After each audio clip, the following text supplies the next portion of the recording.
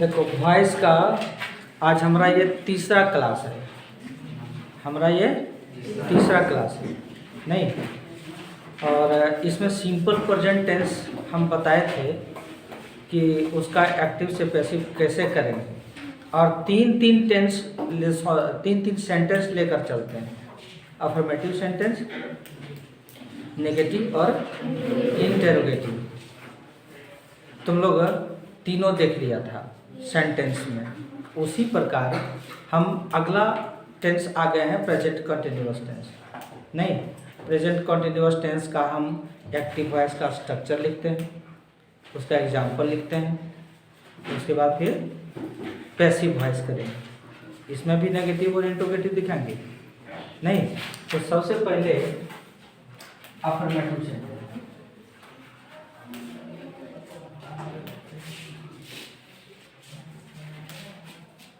Affirmative sentence में हमको active voice करना है।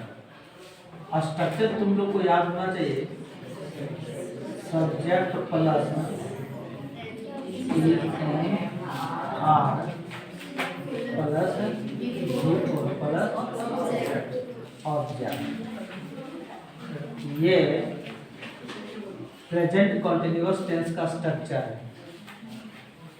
एक्टिव वॉइस का हो, इसको एक्टिव वॉइस का स्ट्रक्चर है सब्जेक्ट प्लस सब्जेक्ट के अनुसार इज एम आर, ठीक है, plus V four plus object. Example, हम एग्जाम्पल लेते हैं। The doctor is examining the patient, ठीक है। फिर करेंगे वी आर ईटिंग मैंगोज, ठीक है। मैंगो पर एग्जाम्पल पढ़ रहा था तो हम भी एग्जाम्पल मैंगो दिखा दे रहे हैं। She is writing a poem, complete. They are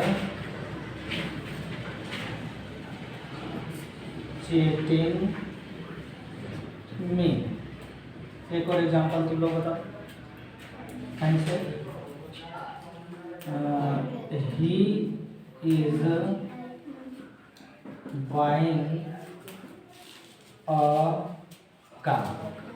ये सारे एग्जाम्पल जो दिए हैं वो तुम्हारा प्रेजेंट कंटिन्यूअस टेंस का है, अफर्मेटिव सेंटेंस। एक्टिव वॉइस में, पैसिव वॉइस में बनाने के जो रूल थे ना, उस रूल को याद करो कि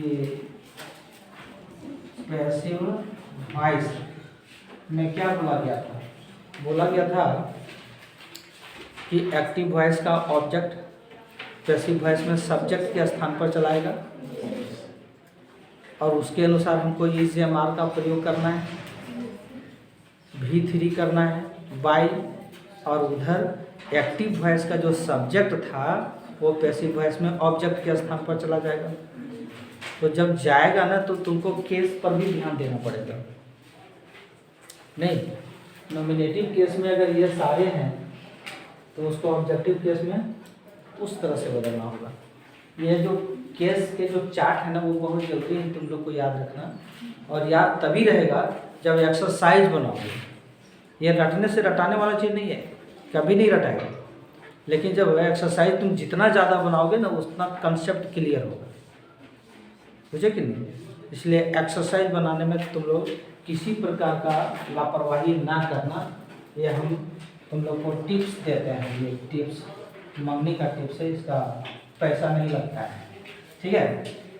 पैसिव वॉइस में हम उसमें लिखे थे ना ऑब्जेक्ट लिखे थे। हालांकि ये एक्टिव वॉइस का ऑब्जेक्ट का स्थान नहीं है, वो सब्जेक्ट का स्थान है। लेकिन हम ऑब्जेक्ट लिख रहे हैं, किसका लिख रहे हैं, एक्टिव वॉइस का। इसलिए ब्रैकेट में हम ये भी कर देते हैं। एकदम ईजी है। तुम अगर हमारे इस स्ट्रक्चर को तुम अगर समझ लो ना तो पिछले क्लास में जानते हो कि स्ट्रक्चर हमको बनाना नहीं पड़ा था, वो लोग खुद बोला कि सर हम अब समझ गए, स्ट्रक्चर अपने बना लेता था, बुझे कि नहीं। तो तुम लोग मेरा अगर मोटो समझ जाओ ना तो स्ट्रक्चर अपने बना लोगे, और जब अपने बना लोगे तो तुमसे बनना आसान है। और इसी ऑब्जेक्ट के अनुसार हमको इज एम आर देना है। क्योंकि हम कंटिन्यूस टेंस में हैं इसलिए हमको हर हाल में बीइंग लगाना पड़ेगा, कंटिन्यूस टेंस में बीइंग लगाना पड़ेगा। अब बीइंग के बाद हमको देना है यहाँ पर V3। पैसिव वॉइस में जहाँ भी हमको कोई भी टेंस में हम यूज़ करेंगे तो V3 अवश्य करेंगे, और V3 के बाद हमको बाय का प्रयोग अवश्य करना है। ये दो चीज़ कभी छूट नहीं सकता है, ये बदलाएगा जब पास्ट टेंस में चली जाएंगे तब। प्रोग्रेसिव टेंस में जिसको हम कंटिन्यूस टेंस करते हैं उसमें बीइंग रहेगा, चाहे वो हम सिंपल चाहे प्रेजेंट कंटिन्यूस की बात करें, चाहे हम पास्ट कंटिन्यूस की बात करें, बुझे कि नहीं। बीइंग वहाँ भी तुमको देंगे, बस केवल तुम्हारी समझने की बात है। और यहाँ पर जो हम देते हैं वो चूँकि वो जो जगह है वो पैसिव वॉइस का ऑब्जेक्ट का जगह है, लेकिन हमको ऑब्जेक्ट के स्थान पर क्या चीज़ रखना पड़ता है, एक्टिव वॉइस का सब्जेक्ट रखना पड़ता है। तो यहाँ पर सब्जेक्ट कर देते हैं और किसका कर देते हैं, एवी का कर देते हैं, ठीक है ना। अब तुमको बताओ कि इसमें कहीं अगर प्रॉब्लम हो समझने तो पूछ सकते हो, क्लियर। अब इसको नंबरिंग करो 4 5, हम इन लोगों का यहाँ पैसिव बनाते हैं, ठीक है। पहले क्या है कि the doctor is examining the patient, यहाँ पर हमको देना है ऑब्जेक्ट किसका, एक्टिव वॉइस। एक्टिव वॉइस का ऑब्जेक्ट क्या है, तो लिखेंगे द पेशेंट। ये पेशेंट जो है वो थर्ड पर्सन सिंगुलर नंबर है, थर्ड पर्सन सिंगुलर नंबर है तो हम क्या देंगे, नहीं इज देंगे। आर क्यों देंगे, जब प्लूरल होता है तब हम आर देते हैं, हमको देना है इज, ठीक है। तो इज एम आर में से हम इज दे दिए, उसके बाद हमको बीइंग लगाना है, क्लियर। अब बीइंग के बाद हमको V3 करना है, तो यहाँ पर जो वर्ब है वो एग्जामिन है, बिफोर है, तो उसका V3 एग्जामिन्ड होगा, ठीक है। एग्जामिन्ड ये बाय सब्जेक्ट, सब्जेक्ट यहाँ क्या है, द डॉक्टर। तो यहाँ पर डायरेक्ट हम लिखेंगे द डॉक्टर। किसी को दिक्कत है क्या, अच्छा लगा कि नहीं। अब आगे बढ़ते हैं दूसरा एग्जाम्पल। दूसरा एग्जाम्पल में तुमको केस पर ध्यान देना पड़ेगा। ऑब्जेक्ट इसका क्या है, यहाँ लिखेंगे मैंगोज। मैंगोज के साथ हमको क्या देना है, बिल्कुल समझा तुमने, आर देना है। अब उसके बाद ये देना जरूरी है, ठीक है। उसके बाद V3 इसका क्या होगा,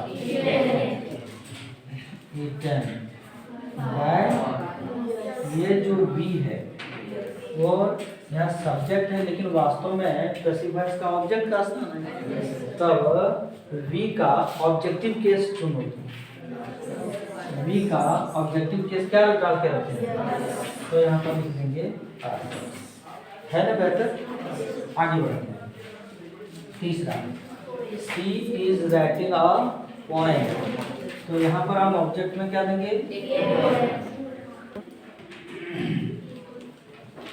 इसके साथ is being written, WRITT, written by C.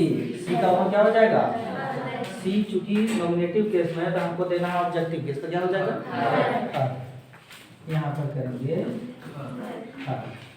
Complete. चौथा, कोई दिक्कत हो रहा है क्या, नहीं। तो दे आर चीटिंग मी है ना, तो हमको ऑब्जेक्ट देना एक्टिव वॉइस का। ये ऑब्जेक्ट क्या है? मी, लेकिन पैसिव वॉइस का सब्जेक्ट वाला स्थान है। तो मी का नॉमिनेटिव केस क्या है? आई। आई के साथ एम, उसके बाद बीइंग देना है, हर हाल में देना है ना। क्या चीटेड बाय, ये दे है तो इसका क्या हो जाएगा? देम हो जाएगा। लास्ट क्वेश्चन, फिर तुम लोग को बनाना है, ठीक है ना। इसमें बताते हैं। हाँ ठीक